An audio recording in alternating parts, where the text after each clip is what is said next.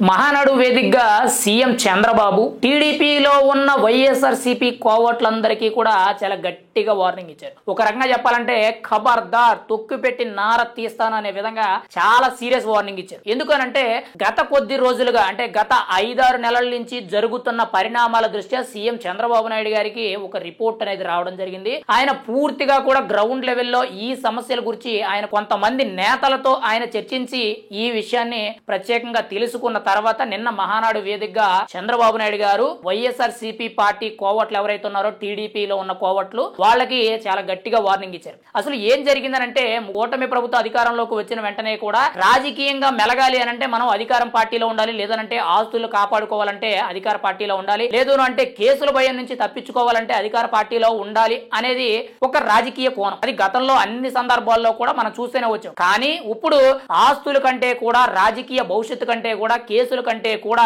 ప్రత్యర్థుల మీద పగ తీర్చుకోవాలి అన్నదే చాలా కీలకమైంది. అయితే తాజాగా చూసుకుంటే కూటమి ప్రభుత్వం అధికారంలోకి వచ్చిన తర్వాత కూడా చాలా నియోజకవర్గాల్లో ముఖ్యంగా ఒంగోలులో కానీ మొన్న రీసెంట్ గా జరిగిన పల్నాడులోని జంట హత్యలు కానీ అంతకుముందు వేరే చోట కానీ ఇలా రకరకాలుగా జరుగుతున్న టీడీపీ కార్యకర్తల హత్యలు ఏవైతున్నాయో వీటి వెనక వైఎస్ఆర్సీపీ పార్టీ కార్యకర్తలు ఉన్నారు అని చెప్పి ప్రధాన ఆరోపణలు అయితే వినిపిస్తున్నాయి. అయితే ఇక్కడ వైఎస్ఆర్సీపీ పార్టీలో కక్షపూరితంగా ఉన్న వాళ్ళు వాళ్ళ పదవిని కాపాడుకుంటూ ఆస్తులు కాపాడుకుంటూ రాజకీయ భవిష్యత్తు కాపాడుకుంటూ న్యూట్రల్ ప్యాటర్న్ లో ఉంటూ కూడా ఇక్కడ టీడీపీలోకి చేరి అంటే వైఎస్ఆర్సీపీలో ఉన్న నేతలు టీడీపీలోకి చేరి టీడీపీలో ఉన్న రహస్యాలు టీడీపీలో ఉన్న కక్షపూరిత చర్యలకి వీళ్ళు ముందడుగు వేసి ఆ హత్యలకి వీళ్ళే కారణం అవుతున్నారు. అయితే తాజాగా జరిగిన జంట హత్యలు ఏవైతే ఉన్నాయో పల్నాడు జిల్లాలోనే అక్కడ ఇద్దరు టీడీపీ కార్యకర్తలు కూడా కరుడగట్టిన టీడీపీ కార్యకర్తలు తెలుగుదేశం పార్టీ పుట్టినప్పటి నుంచి కూడా వేరొక పార్టీకి వాళ్ళు జెండా మోసింది లేదు, వేరొక పార్టీకి ఓటేసింది లేదు. కానీ అటువంటి వ్యక్తుల్ని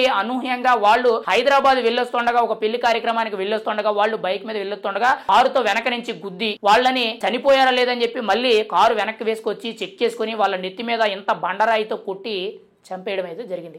ఇది చాలా దురదృష్టకరమైన విషయం. అయితే ఈ జంట హత్యల వెనకాల వైఎస్ఆర్సీపీ పార్టీ మాజీ ఎమ్మెల్యే ఉన్నారు, ఆయన తమ్ముడు ఉన్నారని చెప్పి చాలా కీలకంగా తెలుస్తుంది. ఆల్రెడీ ఆ కేసులో A6 గా ఆయన A7 గా ఆయన తమ్ముడు ఇద్దరు కూడా ఉన్నారు. వీళ్ళిద్దరూ కూడా పరారీలో ఉన్నారు. పోలీసులు అరెస్ట్ చేయడానికి గాలింపు చర్యలు చేపడుతున్నట్టు తెలుస్తుంది. అయితే ఇక్కడ ఇద్దరు టీడీపీ కార్యకర్తలు ఒకేసారి చనిపోయారు. ఎందుకు చనిపోయారు, ఎవరి వల్ల గొడవలు వచ్చినాయి, ఎందుకు జరిగిందని చెప్పి పోలీసులు పూర్తి దర్యాప్తులో తెలిసింది ఏంటంటే ఇద్దరు కూడా టీడీపీ కార్యకర్తలే. కానీ ఇక్కడ ఈ చనిపోయిన వ్యక్తులు ఎవరైతే ఉన్నారో వీళ్ళు ఎప్పటి నుంచో కూడా టీడీపీ కార్యకర్తలు, వీళ్ళు అసలైన టీడీపీ కార్యకర్తలు. కానీ వాళ్ళని చంపిన వాళ్ళు ఎవరు అనంటే ఆ కేసులో ప్రధాన నిందితులు ఎవరు అనంటే వైఎస్ఆర్సీపీ పార్టీలో ఉండి కూటమి గెలిచిన తర్వాత టీడీపీలోకి తమ రాజకీయ భవిష్యత్తు కాపాడుకోవడానికి తమకున్న కక్ష సాధింపు చర్యలు ఏవైతే ఉన్నాయో వాటిని సాధించడానికి వైఎస్ఆర్సీపీ నుంచి టీడీపీలోకి వచ్చి అక్కడ కోవట్టుగా పనిచేసి అక్కడ ఇన్ఫర్మేషన్ అంతా కూడా వైఎస్ఆర్సీపీ పార్టీకి చేరవేస్తున్నారు అని చెప్పి తెలిసింది. అంటే ఈ జంట హత్యల్లో ఉన్న నిందితులు ఎవరైతే ఉన్నారో వాళ్ళు వైఎస్ఆర్సీపీకి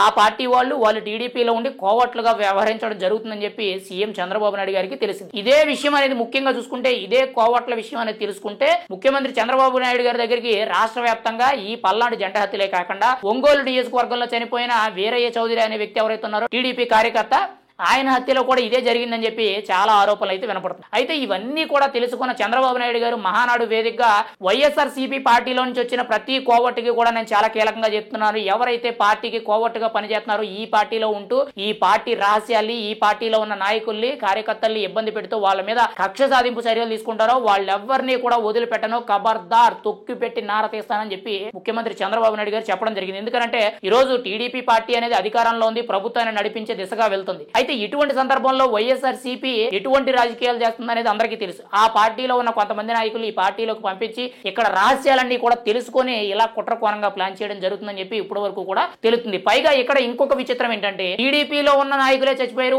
వాళ్ళే కొట్టుకొని చచ్చిపోతున్నారు. టీడీపీ నాయకత్వం సరిగ్గా లేదు, అభిమానులకి కార్యకర్తలు వాళ్ళకి ఆ సరైన సఖ్యత లేదు అని చెప్పి వైఎస్ఆర్సీపీ తిరిగి మళ్ళీ వీళ్ళ మీద తప్పుడు ప్రచారాలు చేస్తుంది. ఇక్కడ అదంతా కూడా బ్యాక్ డ్రాప్ లో జరుగుతుంది. ఇప్పుడు తాజాగా పల్నాడు నియోజకవర్గంలో జరిగిన జంట హత్యలే కారణం. దానికి వైఎస్ఆర్సీపీ పార్టీ తరఫున మాజీ ఎమ్మెల్యే ఉన్నారని చెప్పి ప్రధాన ఆరోపణల కింద ఆల్రెడీ ఆ కేసులో వాళ్ళని అరెస్ట్ చేయడానికి అయితే పోలీసులు కూడా రెడీ అవడం జరుగుతుంది. ఏది ఏమైనా సరే వైఎస్ఆర్సీపీ పార్టీలో ఉన్న నాయకులు టీడీపీలోకి వచ్చి కోవట్లుగా పనిచేస్తున్న వారందరికీ కూడా చాలా సీరియస్ వార్నింగ్ ఇచ్చారు. మరి ముందు ఎటువంటి చర్యలు తీసుకుంటారు, వాళ్ళ మీద ఖచ్చితంగా నిఘా పెడతారా, ఎటువంటి పరిణామాలు చోటు చేసుకుంటాయనేది మనం అయితే ఎదురు చూడాలి.